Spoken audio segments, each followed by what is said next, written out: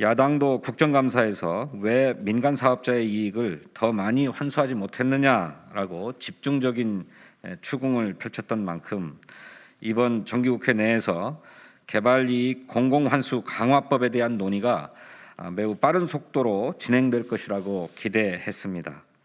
하지만 야당과 또 보수 언론은 기존의 입장을 180도 바꾸어서 이제는 재산권 침해다, 사업 추진이 위축된다, 주택 공급이 막힌다와 같은 논리를 내세우면서 적반하장식 태도를 보이고 있습니다.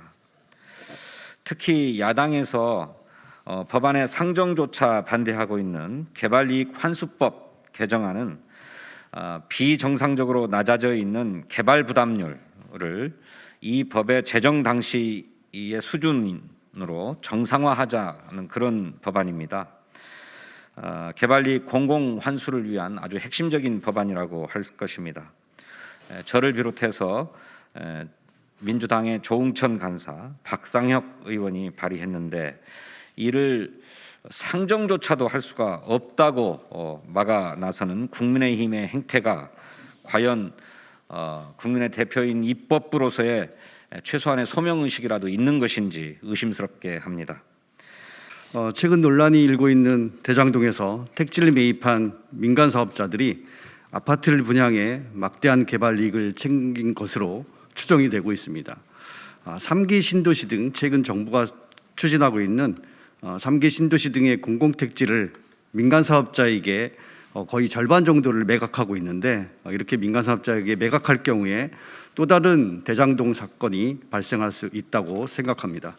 3기 신도시 가운데 지구계획이 확정된 곳이 3곳이 있습니다. 이 3곳에서 공공택지의 절반 이상을 민간에게 매각하고 이것을 다시 주택을 지어서 분양하게 되어 있는데, 참여연대가 분석한 바에 따르면 3기 신도시 5곳의 민간 분양주택은 7만 5천 세대로 대장동의 약 20배에 달하는 엄청난 규모입니다. 3기 신도시 아파트 한 채당 약 1억 원, 약 8조 원의 개발 이익이 민간 사업자에게 돌아갈 것으로 추정됩니다. 정부가 올해 추가 공급 계획을 발표하고 있는 광명, 시흥, 신도시까지 포함하면 개발 이익의 규모는 더 커질 수밖에 없습니다. 주택 공급을 위해 강제 수용한 공공택지의 절반 이상이 민간 건설사의 돈벌이 수단으로 활용되고 있음을 확인할 수 있습니다. 따라서 공공택지는 원칙적으로 민간에게 매각하지 말고 계층 혼합형 장기 공공임대주택이나 시세 차익을 환수할 수 있는 장치를 갖춘 공공 분양주택을 공급하여 공공의 이익에 부합하도록 해야 합니다. 공공사업은 추진할 때 공익이 우선돼야 될 뿐만 아니라 그 사업의 내용이 갖는 공익성이 지속될 필요가 있다고 생각합니다. 대장동의 경우만 하더라도 약 9천 세대의 주택을 공급하는 사업이고, 이와 같이 한 10,000세대 가까운 주택을 공급하는 사업은 사실상의 미니 신도시를 개발하는 사업이기 때문에 도로라든가 공원, 상하수도와 같은 도시 기반 시설을 정비를 해야 되고, 또 임야나 농지였던 곳이 아파트를 지을 수 있는 그런 토지의 용도로 전환되는 과정 속에서 막대한 개발 이익이 발생하는 사업입니다. 이와 같이 막대한 개발 이익이 발생하고 사실상의 도시계획을 세워서 개발하는 미니 신도시 사업들을 순수한 민간 개발 사업으로 하는 그런 나라들은 없습니다. 우리의 경우에 있어서는 무분별하게 이명박 박근혜 정부 때 공공의 역할을 축소하고 민간이 개발 이익을 쫓아서 개발하는 사업들을 많이 권장을 하다 보니까 그런 막대한 개발 이익들이 민간에게 돌아가는 그러한 이제 사건들이 많이 있었던 것입니다.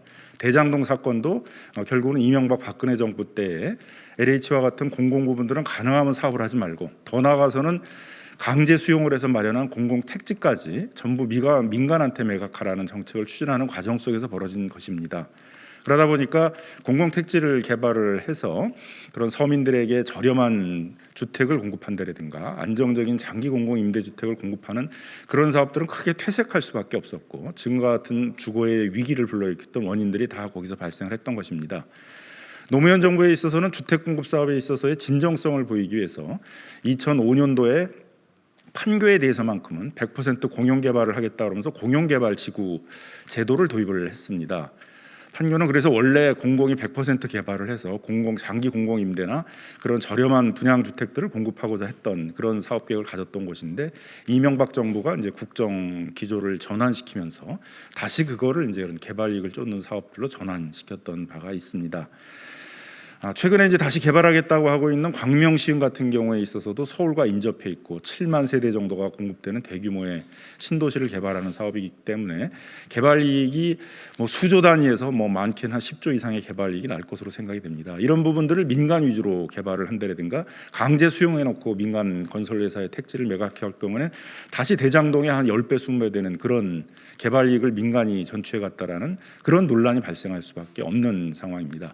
그런 점에서 저희 시민단체들, 주거단체들은 다시 제안을 드리는데, 문재인 정부에서 주거정책의 진정성을 보이기 위해서 광명시흥이나 서울 한복판에서 주택 공급 사업을 벌이고 있는 용산 같은 경우에 있어서는 그런 막대한 개발 이익이 발생하는 것인 만큼 공용 개발을 원칙들로 하고 거기서 환수한 개발 이익을 가지고 공공임대라든가 토지임대부와 같은 그런 저렴한 공공 분양 주택들을 공급하는 사업들을 할 것들을 촉구드립니다.